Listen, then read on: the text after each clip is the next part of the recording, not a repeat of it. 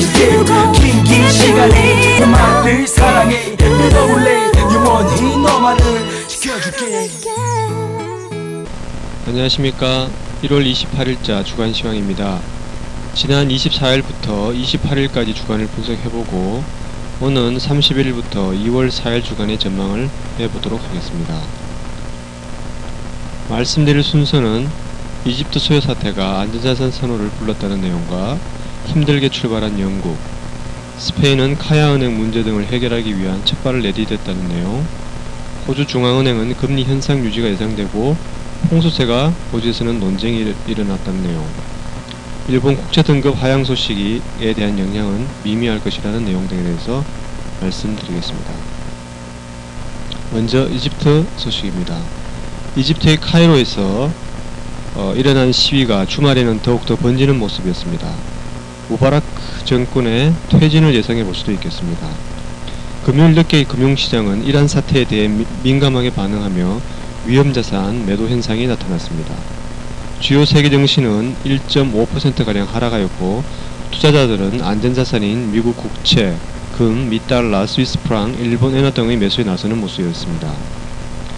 투자자들은 위의 사태들이 중동의 다른 국가들로 전이되면서 중요한 지역적인 수요 사태로 발전되는 것에 대해 우려를 나타내는 것으로 보입니다. 이러한 점에서 EOR-USD의 기술적 분석을 해보면 가격 전환 가능성을 엿볼 수 있습니다.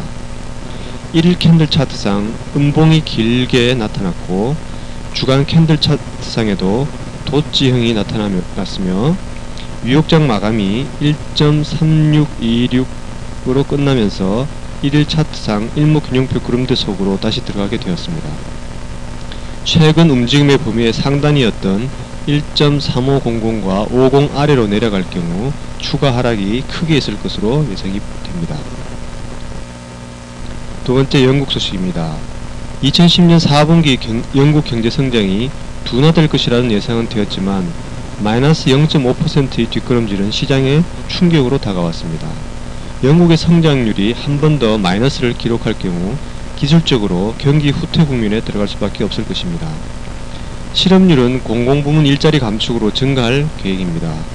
이것이 중장기적으로 파운드화의 움직임을 제한하고 있으며 파운드화에도 악재로 작용할 것으로 보입니다. GBP USD는 현재 1.60선이 고점으로 보입니다. 다음은 스페인 소식입니다. 지난주 스페인에서는 작지만 중요한 진전이 있었습니다. 첫째, 재무장관이 금융기관에 8%의 최소 핵심 자본율을 부과하며 추가 자본 투입을 요구하게 되었으며 정부는 자금 확보의 대부분이 개인 부문에서 나오기를 바라고 있지만 이것이 여의치 않을 경우 정부가 일정 부분의 자본 참여를 해야 할지도 모르겠습니다. 둘째, 연금 시스템 수정을 하는데 동의했습니다. 이와 같이 재정적자 치유에 이미 시작되었고 지난주 얼마간의 결실도 맺어졌습니다. 정부의 재정적자가 2009년 GDP 대비 9.4%에서 2010년에는 5.1%로 하락했다고 발표했습니다. 그러나 2010년 4분기 실입률이 20%를 상회한다는 소식을 고려하면 세금 감소 등으로 스페인 지방정부의 재정 상황이 여의치 못할 것입니다. 재정 상황을 좀 더 안정시키기 위한 긴축 재정이라는 첫걸음을 내딛었음에도 불구하고 상기의 요인들이 스페인 정부를 계속 억누를 것으로 보입니다. 다음은 호주 소식입니다.